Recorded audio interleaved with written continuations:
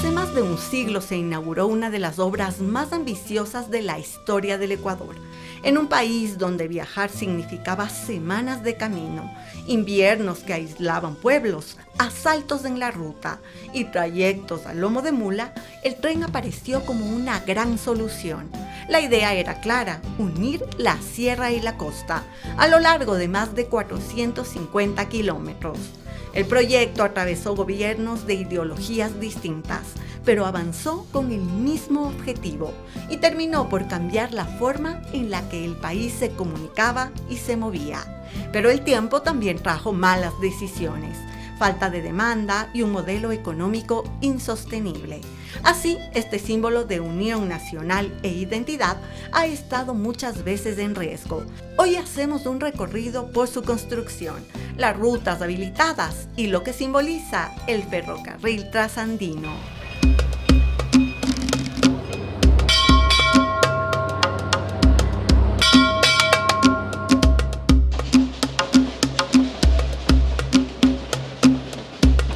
El tren vuelve a asomarse en Imbabura como quien regresa a casa después de muchos años. La ruta del Taita-Imbabura, recientemente habilitada, avanza entre montañas que parecen observar en silencio el paso de los vagones. El paisaje se abre en verdes profundos, en cultivos que se extienden por las laderas, en pueblos que miran al tren con curiosidad y nostalgia.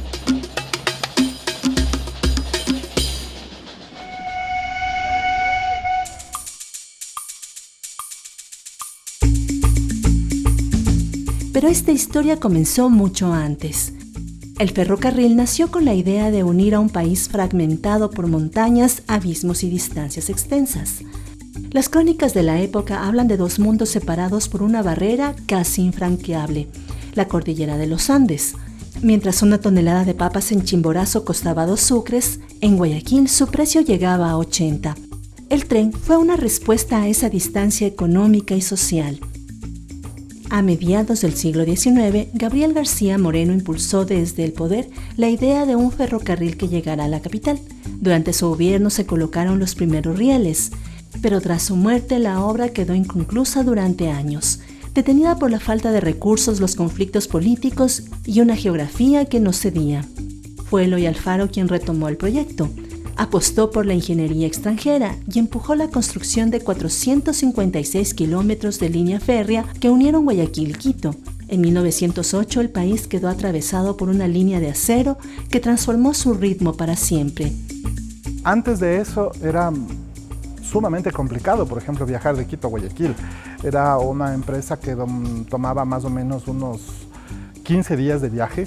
Era tan complicado que muchas veces las personas optaban por hacer testamento. Cuando García Moreno muere, ese proyecto queda detenido, como tantas de sus obras. Pero realmente quien vuelve a tomar con fuerza ese proyecto es Eloy Alfaro. Entonces él dice, no es posible que en los albores del siglo XX sus dos ciudades principales no estén bien comunicadas. Entonces vamos a retomar este proyecto. Y eso habla muy bien de Alfaro, porque toma en cuenta que el proyecto lo había ideado su encarnizado enemigo, Gabriel García Moreno, y sin embargo él reconoce que ese es un proyecto para el bien del país. Y finalmente el tren llegó a Quito el 25 de junio de 1908, en un acontecimiento que cambió radicalmente la forma de comunicarse entre la costa y la sierra. A su paso, el ferrocarril levantó pueblos. Las estaciones se convirtieron en puntos de encuentro. El silbato marcaba el inicio del día y la vida se organizaba según sus horarios. El tren llevaba productos, noticias y personas. La máquina era diferente a la que vemos ahora. El pito era súper diferente. Cuando se estacionaba aquí, más o menos venían unos 12, 14 vagones trayendo mercadería, que dejaba un poco de mercadería aquí y luego seguía con el rumbo a Ibarra. Y esto igual, el tren era agradable porque además ya sabía los horarios. El ferrocarril pasaba por aquí a las 7:30 de la mañana, rumbo a Quito. Eran tan puntuales, 11:30 ya sabía estar aquí. Eso igual se perdió, pues, con lo que ya fueron las vías, la Panamericana, ya se fue perdiendo el ferrocarril. porque de aquí a Quito más o menos se hacía en ferrocarril 6 horas. Ahora no, pues 2 horas. El ferrocarril también cruzó fronteras invisibles. En 2011 acompañamos a Sandy Patch, quien llegó desde Estados Unidos para seguir los pasos de sus tatarabuelos, Archer y John Harman, figuras clave en el financiamiento y la construcción del ferrocarril trasandino. Archer Harman estaba en Nueva York buscando nuevos negocios. Él estaba en la esquina de un bar fumando cuando un hombre le llamó la atención y le dijo: «Hey Archer, ¿te gustaría hacer negocios en Ecuador?» Y él respondió: «¿Habrán aventuras?» El hombre le dijo: «Más de las que podrás imaginar». Y esta es la historia de cómo se involucró con el Ecuador y su ferrocarril. En Anausí, La nariz del diablo es una obra de ingeniería única en el mundo. La locomotora debe descender en zigzag desde los 2.300 metros de altura hasta los 1.800 para llegar a la estación de Sibambe. Su construcción fue un reto monumental. Alfaro y los hermanos Harman sabían que sería un reto tallar esta montaña de roca maciza. Cientos de indígenas murieron a causa del paludismo y la picadura de culebras. 4.000 jamaiquinos fueron traídos para concluir la tarea. 2.600 murieron debido al uso de dinamita para moldear la montaña. Tragedias, muertes y leyendas contribuyeron a darle el nombre del tren más difícil del mundo. Con el paso del tiempo, el país apostó por el asfalto.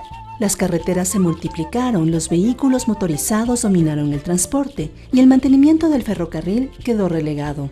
El tren dejó de circular y con su ausencia, las estaciones cerraron, el comercio se apagó y muchos pueblos quedaron suspendidos en una espera silenciosa.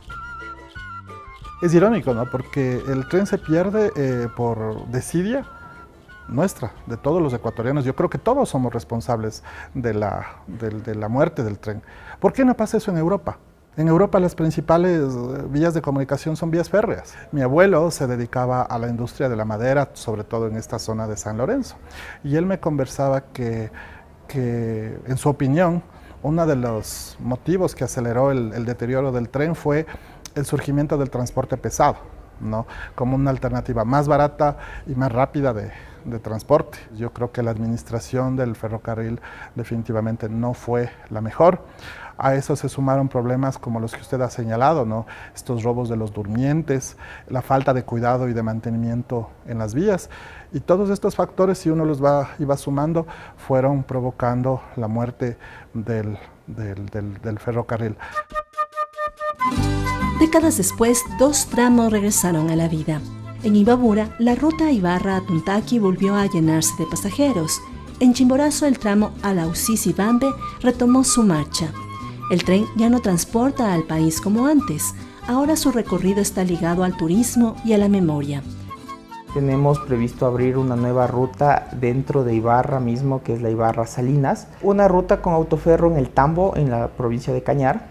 Y estamos analizando la Tambillo-Boliche, que es otra ruta que podemos ver potencial turístico y que también el GAD está interesado en trabajar conjuntamente. También estamos trabajando en Riobamba, por ejemplo, la Riobamba Urbina, que es una ruta también histórica por el volcán Chimborazo que tenemos. Son inversiones pequeñas para los GAD, no estamos hablando que lleguen a entre 1 y 3 millones de dólares y nosotros la inversión que vamos a determinar en materiales estamos hablando más o menos de 70 millones de dólares. Hay lugares donde se nos han ido robando la vía férrea. Entonces son inversiones mucho más altas, que a veces los GAD no están dispuestos porque obviamente tienen muchas más necesidades que cumplir de sus localidades, entonces dicen invertirle 7, 8, 9 millones de dólares al tren para tener una demanda muchas veces y con un costo que no queremos que sobrepase, en este caso que estamos hablando de $15, que es el más alto que tenemos.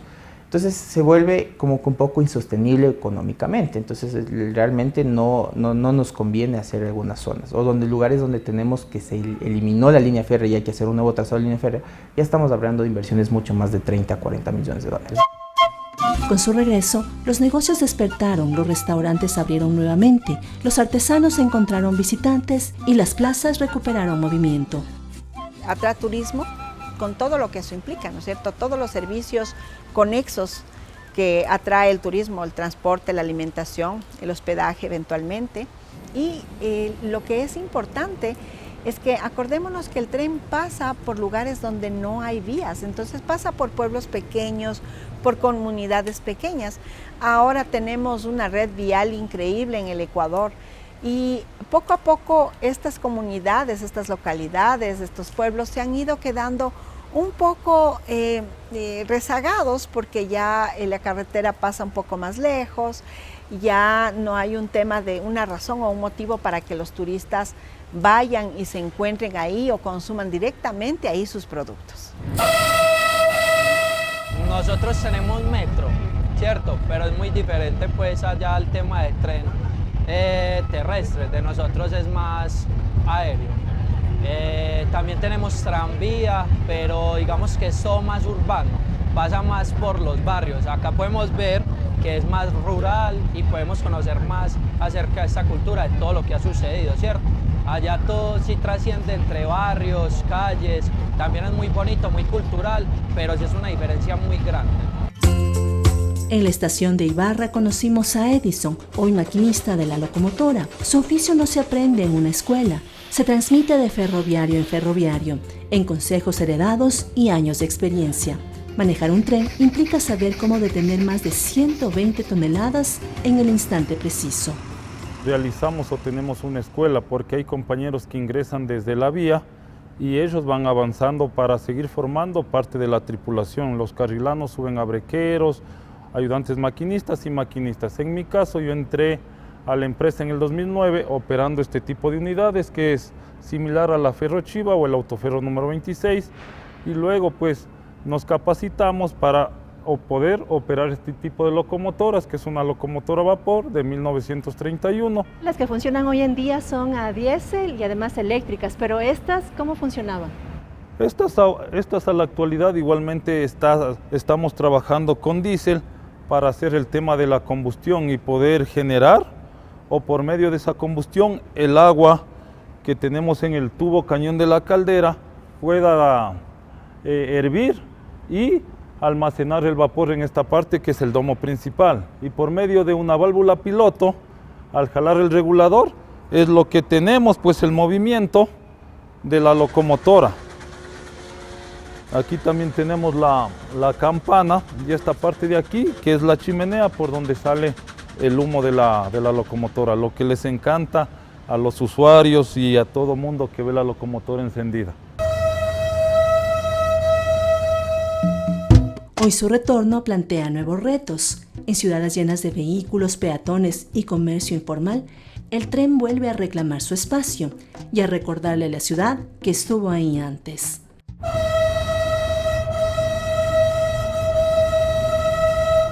Esta pitada que ustedes acaban de escuchar está establecida para que el peatón o el conductor de vehículos escuche y esté atento. ¿Para qué? Para que sepa que se aproxima el ferrocarril.